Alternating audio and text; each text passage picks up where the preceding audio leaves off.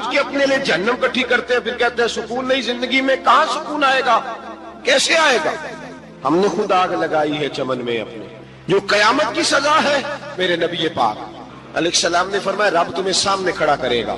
और किस तरह खड़ा करेगा? फरमाया लोगों के वजूद से कपड़े उतर जाएंगे, जमीन इस तरह दहकेगी जिस तरह तांबा जमीन पे रखा जाए और आग जलाई जाए।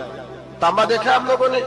ये भी गर्मी गुजरी है ना, तो फर्श पर जब सूरज पड़ता था तो नंगे पांव चला नहीं जाता था। सही कह रहा हूं? नंगे पांव, बच्चे का पैर जमीन पे लगता तो चीख उठते, कहते ओ जल गया पैर। हालांकि ये फर्श दुनिया के, और अगर तांबे के अंदर खासियत है कि अगर कोई धात जल्दी और ज्यादा गर्म होती है तो वो तांबा है। मेरे नबी ने मिसाल दी तो उसकी दी जो सख्त था, फरमाया तांबे की तरह जमीन तपाई जाएगी और फिर नंगे पांव रब तुम्हें खड़ा करेगा। आज सूरज की पुश्त तुम्हारी जानिब है, कयामत में मुंह तुम्हारी जानिब होगा। नेजा आपने देखा होगा, नेजा होता था। फरमाया ये जो तुम नेजे देखते हो सिर्फ 1.25 नेजे के बराबर सूरज करीब आ जाएगा और फिर अल्लाह तुम्हें सामने खड़ा करके तुमसे सवाल जवाब करेगा। और हुजूर ने कह दिया है तो अब किसी नात खां के कहने से बात बदल सकती, किसी पीर के कहने से जुमला बदल सकता, किसी खतीब के कहने से फिक्र न करना वो सामने जन्नत पड़ी है, अब बात बदल सकती। खुदा की रहमत पर भरोसा रखना जरूरी है, नबी पाक की शफाअत की उम्मीद रखना। बोलिए, लेकिन जो हुजूर ने बयान किया है उसको मानना भी ये भी जरूरी है। मेरे नबी पाक ने फरमाया अल्लाह तुमसे हिसाब लेगा और अल्लाह पूछेगा, तुमने जवाब देना है। हुजूर किस किस शय का? फरमाया जो पहनते हो उसका जवाब नहीं देना, जो खाते हो उसका जवाब नहीं देना, जो अल्लाह के रास्ते में देते हो उसका जवाब, बाकी हर शय का जवाब देना है। ओ उधर जो प्लाट है उसका भी जवाब देना है, और जो जी वो जो बच्चों को पैसे बताए उनका भी जवाब देना है, जो छुपाए हैं उनका भी। सुम्मा लतुसअलुन्ना यौमइज़िन अनिन नईम, जो कमेटी अपने मोहल्ले में डाली है उसका भी जवाब देना है, जो ससुराल के इलाके में अब्बा जी से चोरी डाली हुई है उसका जवाब भी, सबका जवाब देना है, तमाम हिसाब किताब। और अल्लाह फरमाते हैं मैं सामने खड़ा करके हर सवाल का तुझे जवाब, तुझे हर सवाल का जवाब साहब। अच्छा, ये जो बड़े लोग थे वो हिसाब से डरते थे, हम छोटे लोग हैं हम हिसाब से हम नहीं डरते, हम कहते हैं देखी जाएगी। बड़े लोग जो थे वो हिसाब से, हजरत अबू बकर सिद्दीक दुआ कराया करते थे, दुआ करो अल्लाह मुझसे हिसाब न पूछे। हजरत उमर फारूक रज़ी अल्लाह ताला अन्हु अपने बेटे से कहते थे बेटा अपने बाप के लिए रहमत की दुआ करना, मैं दरगुजर वाला हूँ, मैं हिसाब वाला कोई नहीं। बड़े लोग डरते थे, बड़े लोग। हजरत उस्मान गनी कब्र पे खड़े होते थे तो दाढ़ी आंसुओं से भीग जाती। गुलाम कहते हैं हुजूर 3 दफा नबी पाक ने आपको जन्नत की बिशारत दी है, 3 दफा बिशारत दी है, तो आप क्यों इतना रोते हैं? उस्मान गनी फरमाते जिस रसूल ने मुझे जन्नती कहा है उसी महबूब ने मुझे फरमाया था उस्मान कब्र आखिरत की मंजिलों में से पहली मंजिल है। और आप फरमाते मेरे तो कमरे में दिया गुल हो जाए तो मुझे डर लगता है, इसमें तो मुकम्मल अंधेरा है। आप फरमाते खिड़कियां बंद हो तो दम घुटने लगता है, इसको तो दरवाजा ही कोई नहीं, रोशनदान तक नहीं। भाई जो बड़े थे वो डर रहे थे। मौला अली शेर खुदा नमाज का वुजू करके कांपते थे, कांपते। अली आप मरहब के सामने नहीं कांपे, खैबर का दरवाजा उखाड़ते नहीं कांपे, बदर ओहद खंदक हुनैन और खैबर में नहीं कांपे, तो यहाँ आप फरमाने लगे मालिक के सामने जाते हुए डर आता है। बड़े लोग कांपते थे, बड़े लोग। आज कौन सा जुमा है? सारे बोलिए। हालांकि ये अगले साल दोबारा आएगा, हमारा नहीं पता कि हम विदा हो जाएंगे क्या बने। ये कौन सा जुमा है? आया जुमा तो विदा आए हम। आज एक फिक्र लेकर के जाना, एक सोच, जहां रोज रात को बेटे की टेंशन, बेटी की टेंशन, भाई की टेंशन, पोते की टेंशन होती है ना, एक टेंशन और अपने, आज एक टेंशन बढ़ा लो, कब्र की टेंशन पैदा कर लो, कयामत की थोड़ी सी फिक्र कर लो, थोड़ी सी, एक लम्हे के लिए सही थोड़ा ख्याल पैदा करें। हजरत हसन बसरी नाम सुना हुआ है ना, ये हजरत अली के शागिर्द हैं, नबी पाक के घर में आ जाते थे कई दफा, बच्चे थे जब। हजरत हसन बसरी ताबी हैं, फरमाते खाना काबा में उमरा करने गया, तवाफ़े काबा कर रहा था तो बड़ा अजीब मंजर हुआ, रात की तन्हाई हुई। उस वक्त कई दफा तवाफ बंद भी होता था, इसलिए एक रश कम होता था तो रात को सब सो जाते। कहते रात जरा गहरी हुई तो लोग अपना अपना खेमा लेके जाते थे। अब तो होटल है ना तो खेमे लगते थे, लोग खेमा लेके जाते थे, जहां जगह मिलती थी खेमा लगा के रहते थे। फरमाते मैं رات کو سویا خیمے میں، ایک دردناک آواز آئی، میٹھی ہے دھیمی ہے پر درد بڑا ہے۔ کوئی رونے والا رو کے کہتا ہے اللہ حساب قیامت میں مجھ سے نہ لینا، اے اللہ تنہائی میں جتنا مرضی حساب لینا پر لوگوں کے سامنے نہ لینا۔ اور پھر کہتا ہے اللہ فضل تو تب کرے جب تو میرا حساب پوچھے ہی نہ۔ پھر چند منٹ گزرے تو پھر وہ رونے لگا، میرے کانوں میں آواز آئی، کہنے لگا اے اللہ حساب تو ان کا لیا جاتا ہے جو حساب کے قابل ہوتے ہیں۔ اعلیٰ حضرت کہتے ہیں نا رضا سے تو کیا حساب لے گا، رضا بھی کسی حساب میں، اے اللہ میں قابل نہیں، مجھ سے حساب نہ لینا۔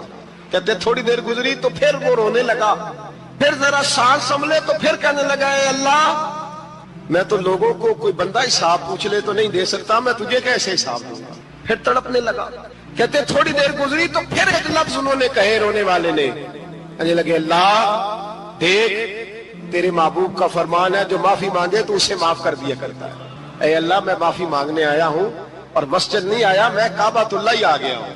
کہتے ہیں وہ اتنا روئے کہ چیخ آئی ان کی، اور جب دھڑام سے کوئی زمین پہ گرا تو میں پریشان ہوا کہ اب تو بے ہوش ہو گیا۔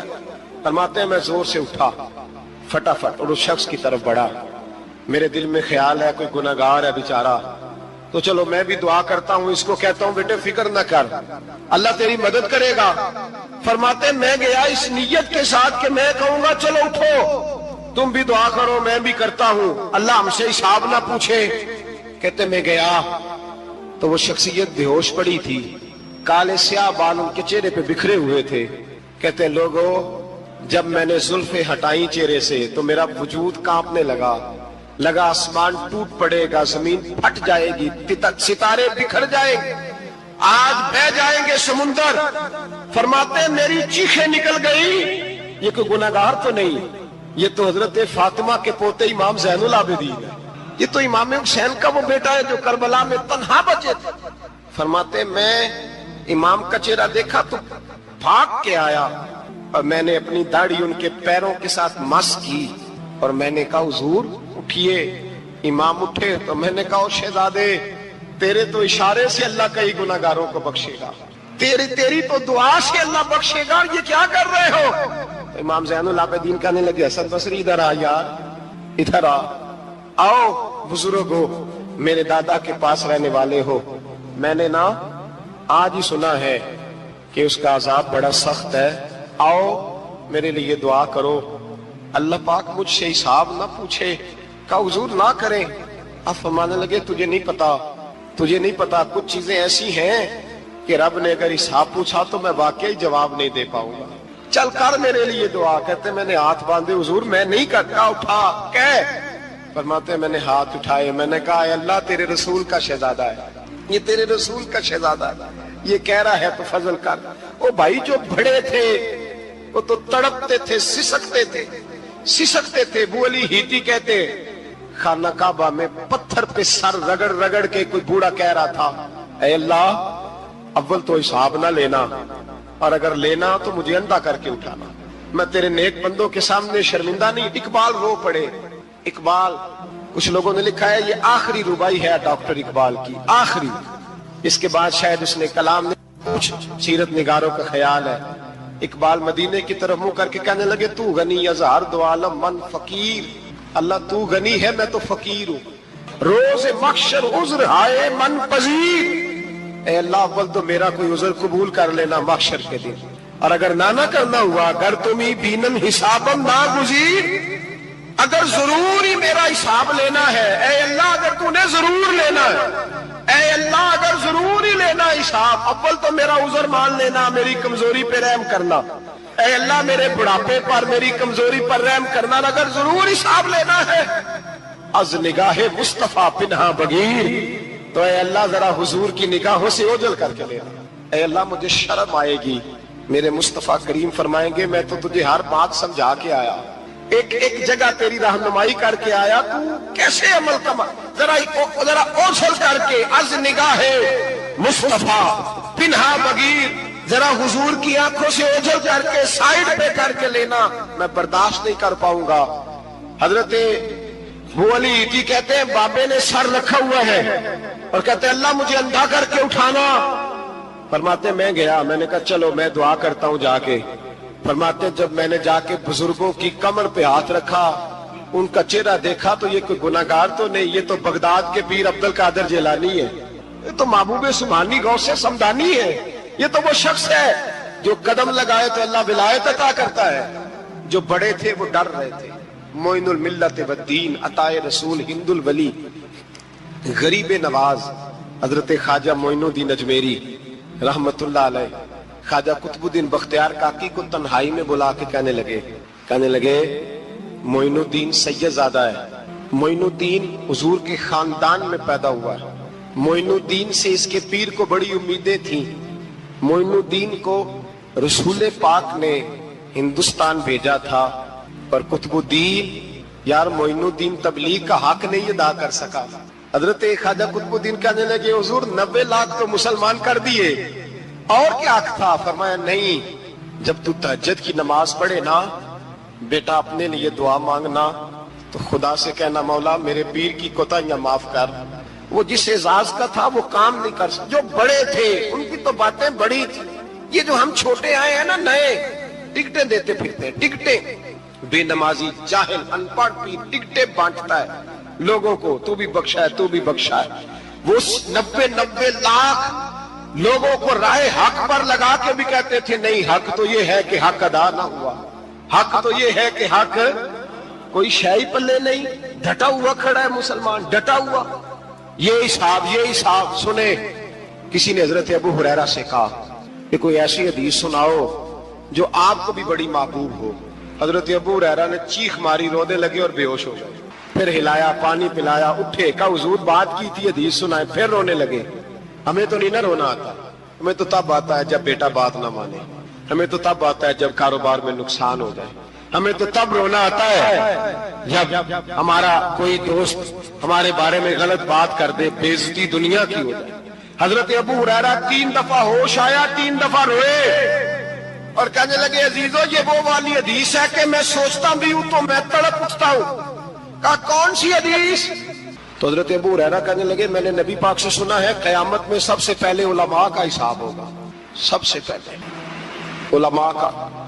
رب کریم فرمائے گا تمہاری دین کے نام پر بڑی موجیں تھیں، تمہارے بڑے پوسٹر چھپتے تھے، لائنیں بنا کے لوگ تمہارے ہاتھ چومتے تھے، لوگ تمہاری گڑی کو بھی چومنا اپنے لیے سعادت سمجھتے تھے۔ بتاؤ میرے رسول کے نام پر کھانے والوں کیا کر کے آئے ہو؟ عمل بتاؤ، عمل، موج بڑی کی نا تم نے، بتاؤ عمل۔ علماء عالم عرض کرے گا اے اللہ میں جگہ جگہ تیرے رسول کے دین کی بات کرتا تھا، میں قرآن کے درس دیتا تھا، میں راتیں بیدار رہ کے تیاریاں کرتا تھا، میں جو بن سکا کیا۔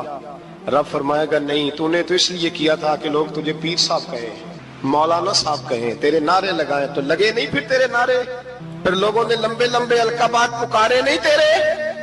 حضور سید عالم علیہ السلام فرماتے ہیں پہلا حساب اس کا لے گا جو عالم کہلاتا تھا۔ رب پوچھے گا تجھے طاقت دی، ہمت دی، بولنے کی صلاحیت دی، اپنے فضل سے دی، بتا کیا کما کے آیا ہے۔ حضرت ابو ہریرہ روتے کہتے ہیں میں بھی تو حدیثیں سناتا ہوں، میں بھی تو عالم ہوں، میرے پیچھے بھی تو لوگ بھاگتے ہیں، لوگوں بتاؤ اگر اللہ نے ابو ہریرہ سے پوچھا تو کیا جواب دے گا؟ اللہ فرمائے گا علماء کے لیے بخاری مسلم ہے، انہیں اٹھاؤ اور جہنم میں ڈال دو۔ امام غزالی فرماتے ہیں اگر کسی عالم کو سزا ملی تو سب سے سخت عالم کو ملے گی۔ دعا فرمائے اللہ میرے جیسے لوگوں کو ہدایت کا رستہ عطا فرمائے، اور جو کہتے ہیں سمجھتے ہیں اللہ اس پر عمل کی توفیق عطا فرمائے۔ فرمایا حضرت ابو ہریرہ نے دوسرے نمبر پر سخی اللہ کی بارگاہ میں کھڑا کیا جائے، مالدار۔ رب فرمائے گا بول کچھ ایسے بھی تھے جن کے پاس شام کی روٹی نہیں تھی، تجھے میں نے تیری تجوری بھر کے تجھے دولت عطا کی، تجھے وراثت میں نے مربے دیے، جائیدادیں دی، بتا وہ کچھ وہ تھے سویرے مزدوری کرنے جاتے تھے، کما کے لاتے تھے، ہزاروں روپیہ تیری بینک میں پڑا تھا، بتا کیا کیا تو نے؟ اے اللہ میں نے مسجد میں دیے، مدرسے میں دیے، 30 دن افطاریاں پکاتا رہا۔ اللہ فرمائے گا تو جھوٹ بولتا ہے، تو سارا کچھ اس لیے کرتا تھا کہ لوگ تجھے سخی کہے، ہاں ہاں تیرا اعلان ہوا مسجد میں، لوگوں نے کہا وہ دیکھو کتنے پیسے دے رہا ہے، اس کا وہ دیکھو نام لکھا ہوا ہے ہسپتال کے ایک کونے میں کہ یہ والا بلاک فلاں سیٹھ صاحب نے بنایا، یہ دیکھو لکھا ہوا ہے کہ یہ کمرہ مدرسے کا اس نے بنایا، تو لکھ دیا گیا، نعرے لگ گئے، اب جا دوڑ جا، اللہ جہنم میں پھینک دے گا۔ فرمایا پھر شہید کھڑا کیا جائے گا، ہاں بھائی تجھے طاقت دی، ہمت دی، بتا کہاں خرچ کی، کہاں؟ اے اللہ شہید ہی ہو گیا۔ فرمایا وہ تو اس لیے ہوا تھا کہ لوگ تجھے شہید کہیں، بہادر کہیں، تیرے نام پہ روڈ کا نام رکھا جائے، تمغہ حسن کارکردگی ملے سو مل گیا، میرے لیے بتا کیا کر کے آیا ہے، میرے لیے، اسے اٹھاؤ اور جہنم میں پھینک دو۔ بھائیو عذاب کڑا ہے، عذاب سخت ہے، حساب سخت ہے، اور جو حساب لینے والا ہے اس کو، میں نا تراویح ہو رہی تھی تو قاری صاحب نے ایک سورہ یاسین شروع کی، وَامْتَازُوا الْيَوْمَ أَيُّهَا الْمُجْرِمُونَ۔ اللہ فرماتا ہے قیامت میں کہوں گا مجرم جو ہے نا وہ صفوں سے باہر آ جائے، صفوں سے باہر آ جائے۔ ایک ہمارے فزکس کے ٹیچر ہوتے تھے تو بڑی سخت چھڑی مارتے تھے، تو جب وہ قد بھی بڑا تھا، جلال بھی بڑا تھا، اور اصول بڑے اچھے انسان تھے لیکن سخت تھے، تو مجھے یاد آتا تھا کہ جب وہ سویرے آ کے کہتے جس نے کام نے لکھا وہ باہر نکل آئے، دو قسم کی چوٹ لگتی تھی۔ ایک تو خیال یہ آتا تھا کہ شرمندگی بڑی ہوگی کہ سارے اسٹوڈنٹ بیٹھے ہیں اور 2 3 4 ان کو کہا وہاں مرغے بن جاؤ، بڑی شرم آتی تھی۔ اور پھر جب وہ مارتے تھے تو اتنا سخت مارتے تھے کہ کئی دن تکلیف رہتی تھی، بتایا نہیں جاتا تھا۔ وہ اسٹوڈنٹ بتاتے تھے کہ یار اس سے بچو کسی بھی طریقے، اور کسی کا کام رہ بھی جاتا تھا کہتے تھے اس پیریڈ کی ڈیوٹی سبق یاد کر کے آنا ہے۔ سخت ٹیچر کے بارے میں تیرا میرا یہ رویہ ہے۔ تو یاد آ رہا تھا جب وہ کہہ رہے تھے نا وَامْتَازُوا الْيَوْمَ أَيُّهَا الْمُجْرِمُونَ، تو میں صف میں کھڑا تھا تو 2 قطرے میرے بہہ گئے آنسو کے۔ مجھے ساتھ بچہ کہنے لگا طبیعت ٹھیک ہے، میں نے کہا طبیعت تو ٹھیک ہے، کچھ یاد آ گیا ہے کہ میدان محشر میں یہاں تو چھپے ہوئے ہیں نا عیب، چھپے ہوئے، اور بھائی رب بڑا قریب ہے، عیبوں کے باوجود نوازتا ہے۔ میرا دعویٰ یہ ہے اگر ہمارے عیب کھل جائیں، لوگ ہمیں دھرتی پہ جینے نہ دیں، لوگ جینے نہ دیں، نکال دیں، اپنے بھی ہمیں برداشت نہ کریں، یہ تو اس کا کرم ہے۔ پتہ سارا ہے سردار نو کیتیاں دا، پردہ چپایا ہی تیرا بھلا ہو سی۔ وَامْتَازُوا الْيَوْمَ أَيُّهَا الْمُجْرِمُونَ، اللہ فرمائے گا مجرم باہر آ جائے۔ یا اللہ کیا ہوگا؟ جب سوال جواب ہوں گے تو رب فرماتا ہے تیری زبان پہ مور لگا کے بند کر دوں گا، تیرے ہاتھ بولیں گے، پیر بولیں گے، سر بولے گا، پیٹ بولے گا۔ اس وقت کی فکر پیدا کریں، ٹینشن پیدا کریں، وقوع قیامت حق ہے۔ اور باندھ کے نا لوگ پیر باندھ کے زور کے ساتھ باندھتے، سگا بیٹا جب قبر میں دفن کرتا ہے نا تو وہ بھی کہتا ہے وہ کونا، یہ کونا تھوڑا سا مٹی کم ہے، یہاں بھی مٹی ڈالو۔ پہلے لوگ روزانہ جاتے ہیں، پھر ہفتے کے بعد، پھر مہینوں بیت جاتے ہیں۔ کچھ قبریں ایسی بھی ہیں جن پہ کھڑے ہوں تو لگتا ہے قبریں رو رہی ہیں اور کہتی ہیں جاؤ میرے گھر والوں سے جا کے کہو کوئی پھیرا ہی لگا جائے، وہ ایک دفعہ آئے تو صحیح، کوئی مٹی نہیں ڈالتا۔ بادشاہوں کی قبریں روتی ہیں، سرمایہ داروں کی قبریں روتی ہیں، کوئی جاتا نہیں، اتنے موٹے سوراخ ہے قبروں میں۔ آپ اپنے شہر کے قبرستان پھر کے دیکھ لیں، سوراخ ہے۔ او بھائی حضرت مولا علی شیر خدا قبرستان گئے تو پہلے رونے لگے، پھر کہنے لگے قبروں والوں کیا حال ہے تمہارا؟ تو آپ فرماتے ہیں مردہ مجھے اندر سے بول کے کہنے لگا علی کفن پھٹ گیا، ہڈیاں ٹوٹ گئی، مال تو دے آئے تھے وارثوں کو پر حساب ہمیں دینا پڑ رہا ہے، تو بتا پیچھے کیا حالات ہیں؟ تو حضرت علی کہنے لگے تمہاری بیویوں نے اور نکاح کر لیے، تمہارے دوستوں نے نئے دوست بنا لیے، تمہاری اولادوں نے تمہارے بغیر جینا سیکھ لیا، تمہاری جائیدادیں بٹ گئیں، تمہارا پیسہ تقسیم ہو گیا۔ پہلے تو کوئی تمہارا نام لیتا تھا، اب تو تمہارا ذکر ختم ہو گیا، اب تو ایک دو نسل تک تمہارا ذکر تھا، اب تو تمہیں یاد ہی کوئی نہیں کرتا۔ کہتے ہیں لوگ یہاں کوئی رہا کرتا تھا، یہاں کوئی ہوا کرتا تھا، اب تو تم قصہ پارینہ قصہ ماضی ہو گئے۔ حساب کا وقت قریب ہے، تم پر بڑا زور دیا ہے۔ ایک اللہ کو ماننا، اور اللہ کو ماننے کا مطلب ہے نبی پاک کو بھی ماننا، اللہ کو ماننے کا مطلب ہے کتابوں کو بھی ماننا، قرآن پاک کو بھی ماننا۔ لیکن 2 باتیں آپ کو زیادہ ملیں گی، ایک ایمان، اور اس کے بعد سب سے زیادہ زور ہے ایمان بالآخرت پر۔ آخرت کو مانو. وَمِنَ النَّاسِ مَن يَقُولُ آمَنَّا بِاللَّهِ وَبِالْيَوْمِ الْآخِرِ وَمَا هُمْ بِمُؤْمِنِينَ. اللہ فرماتے ہیں کچھ لوگوں کا دعویٰ ہے کہ ہم اللہ اور آخرت پر ایمان رکھتے ہیں، حالانکہ وہ ایمان نہیں رکھتے، دعویٰ کرتے ہیں، نفاق کا مظاہرہ کرتے ہیں، منافقت کرتے ہیں. جو اللہ کو ماننے والا ہوتا ہے اس کا رنگ اور ہوتا ہے. جس کو پتا ہوتا ہے قیامت کے دن اللہ کے حضور کھڑے ہونا ہے، اس کے اعمال یہ نہیں مانتے. کہتے ہیں ہم مانتے ہیں، پر مانتے، دعویٰ ہے کہ ہم مانتے ہیں آخرت کو بھی اور اللہ کو بھی، پر نہیں مانتے. قیامت قائم ہونا ضروری ہے. اگر وقوع قیامت نہ ہو تو ظالم کی تو موجیں لگ گئیں. جابر تو موج کرے گا، فاسق اور فاجر تو کہیں گے دنیا میں بھی ہم اپنے اقتدار کے زور پر جیتے رہے، آج بھی ہمیں پوچھنے والا کوئی نہیں. عقلاً نقلاً قیامت کا قائم ہونا ضروری ہے. قیامت قائم ہوگی تو مظلوم کو اس کے ظلم پر داد رسی کی جائے گی اور ظالم کو سزا ملے گی. ایک آدمی ساری زندگی دنیا کے اندر لوٹ مار کرتا رہا، دھوکہ فریب فراڈ کرتا رہا، اس کی راتیں شراب و کباب میں گزر گئیں، وہ مرے اور بات ختم ہو گئی. ٹھیک ہے، موج کر کے چلا گیا. ایک آدمی ساری زندگی اس نے اللہ تبارک و تعالیٰ کی رضا کے لیے اپنی نظر کی حفاظت کی، زبان کی حفاظت کی، یہاں تک کہ دل کی بھی حفاظت کی، وہ بھی مرے تو معاملہ ختم ہو گیا. اس طرح تو پھر سرکش کا کچھ بنے گا ہی نہیں.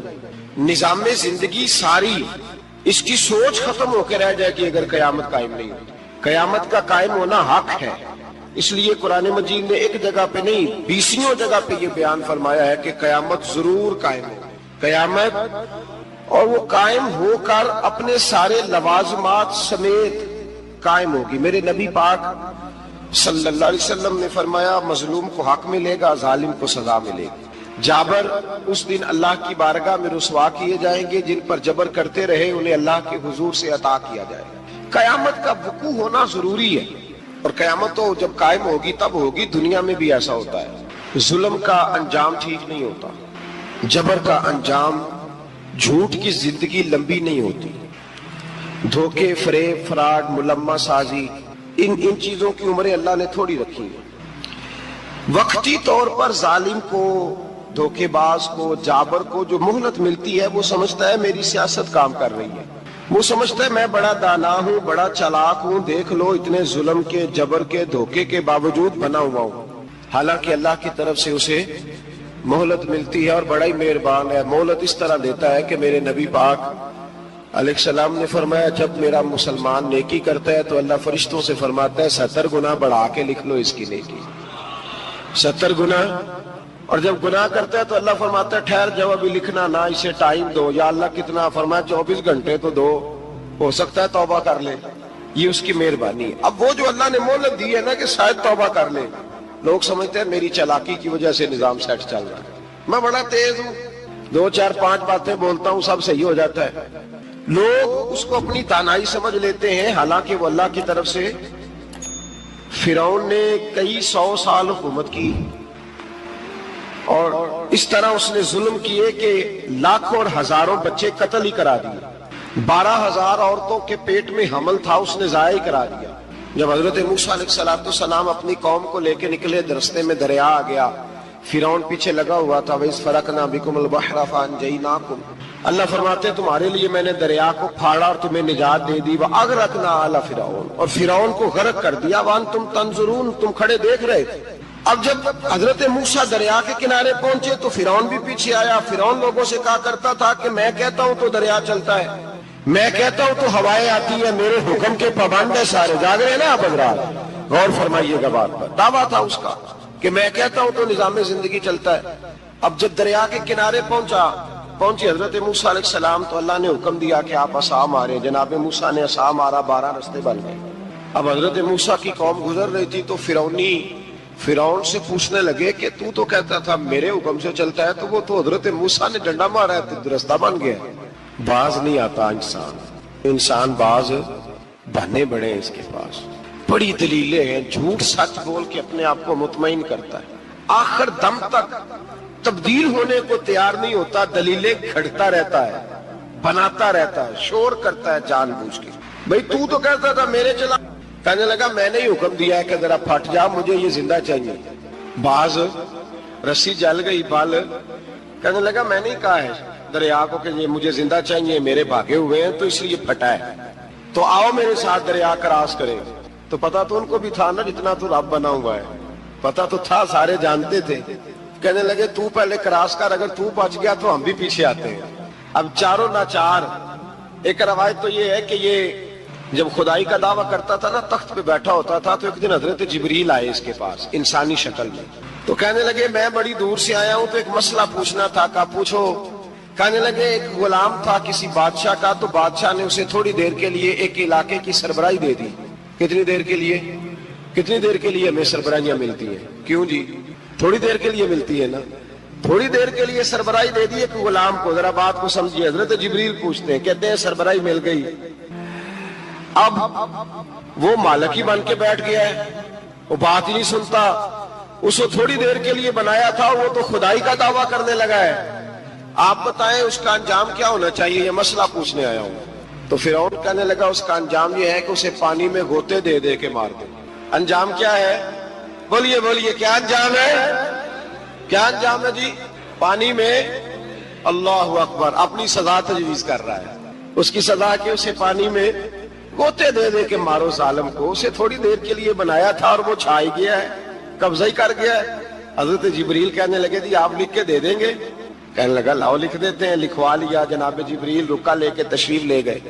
اب جب فرعون دریا میں آیا نا تو اللہ نے حکم دیا مل جا۔ جب دریا ملا چیخنے لگا تو حضرت جبریل آئے، کہنے لگے تیرا ہی فتویٰ ہے، یہ تیری سزا ہی ہے نا، ہم بھی بڑی سزائیں تجویز کرتے ہیں، یہ جھوٹا ہے جی، اس کا تو فلانا علاج ہونا چاہیے، تو اگر تو جھوٹ بولے تو یہ فلانا بڑا چاور ہے جی، اس کے ساتھ اس طرح ہونا چاہیے، تو اگر تو یہ کام کرے تو جو سزا تو لوگوں کے لیے تجویز کر رہا ہے تو اپنے بارے میں بھی سوچ۔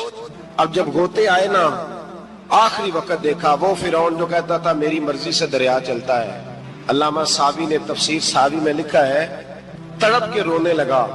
جب یہ مزاج ہے، ایک دفعہ اوپر آتا ہے آدمی جب دریا میں جاتا ہے، اوپر آیا تو چیخنے او میرے حواریو خدا کا واسطہ مجھے بچاؤ۔ کہنے لگے تو کہتا تھا میری مرضی سے چلتا ہے، بے بسی ہے، تڑپتا ہے، روتا ہے، وارث شاہ مان کری نہ وارثہ دا، رب بے وارثہ کر کے مار دائی، تڑپ رہا ہے، چلا رہا ہے، کوئی مدد کو نہیں پہنچتا۔ اب جب آخری غوطہ آیا تو کہنے لگا آمنا بے رب موسیٰ و ہارون، میں موسیٰ کے رب کو بھی مان گیا، ہارون کے رب کو بھی۔ اللہ نے فرمایا نہیں، اب تیرا ماننا قابل قبول ہے، اس وقت ماننا تھا جب تجھے مہلت دی تھی، جب تو جوان تھا۔ بڑھاپا آتا ہے، بیماری آتی ہے، جوان آدمی بیماری کا شکار ہوتا ہے تو کہتا ہے یا اللہ ایک دفعہ صحیح کر دے، میں ساری پڑھا کروں گا، ایک دفعہ ٹھیک کر دے، میں مسجد میں رہوں گا، میں اگلے سال اعتکاف بھی کروں گا، میں ساری تراویح پڑھوں گا۔ تو اس وقت پڑھنی تھی جب تجھے مہلت دی تھی، اس وقت پڑھنا تھا جب اللہ نے تجھے آسانی دی، زندگی دی۔ اگلا وقت یہ حال ایک کا نہیں ہوا، نمرود کو دیکھ لیں، حضرت ابراہیم علیہ السلام کو کہتا تھا میں رب ہوں، آپ نے فرمایا رب تو وہ ہے جو زندہ کرتا اور مارتا ہے۔ ایک موت کا قیدی بلایا، کہنے لگا ہاں بھائی کتنے دن رہ گئے تھے پھانسی میں؟ کہنے لگا جی پرسوں ہونی تھی، کہا جا تجھے آزاد کیا، لو میں بھی زندگی دیتا ہوں۔ ایک بے گناہ آدمی کو پکڑ کے قتل کر دیا، کہتا میں بھی مارتا ہوں۔ حضرت ابراہیم علیہ السلام کہنے لگے تو بیوقوف جیسی دلیلیں دے رہا ہے، چل اس طرح کر، میرا رب سورج مشرق سے نکالتا ہے، تو اگر رب ہے تو مغرب سے نکال کے دکھا۔ اب دلیل کا جواب کوئی نہیں تھا تو کہنے لگا پکڑو اور آگ میں ڈال دو۔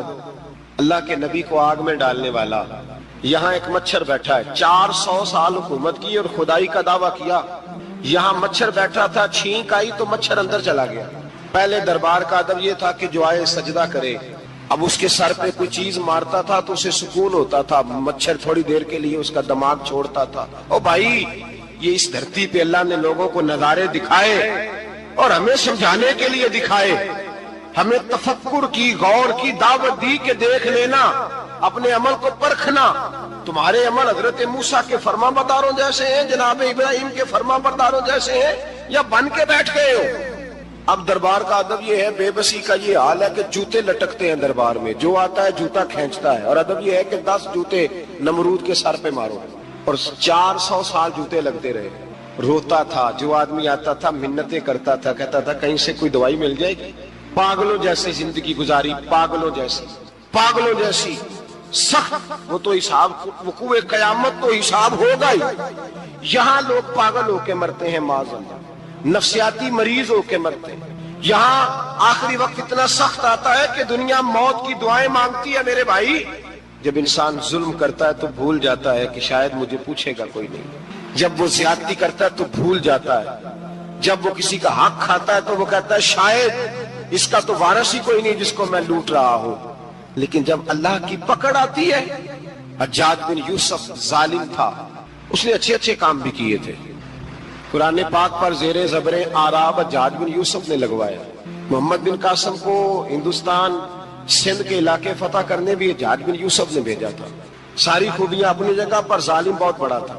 کسی آدمی نے اس کے سامنے کونے کی طرف منہ کر کے ساتھ والے سے بات کر لی تو کہنے لگا میرے خلاف کیا، اس کو لے جاؤ 2 ٹکڑے کر کے واپس لے آؤ. توتی بولتا ہے نا اقتدار. جب کسی کے ہاتھ اقتدار ہوتا ہے نا، وہ چاہے ایک گھر کا ہی کیوں نہ ہو، وہ 10 بندے فیکٹری میں کام کرتے اور جو ان کا مالک ہوتا ہے وہ کہتا میں مالک ہوں، مجھے مانو. جب تو صاحب اقتدار ہوتا ہے نا، جب تو سسر بن کے بیٹھتا ہے اور کسی غریب گھر کی بہو آتی ہے 2-4 تو کہتا میرا اقتدار ہونا چاہیے. جب میں کھانسنے لگوں تو ہر آدمی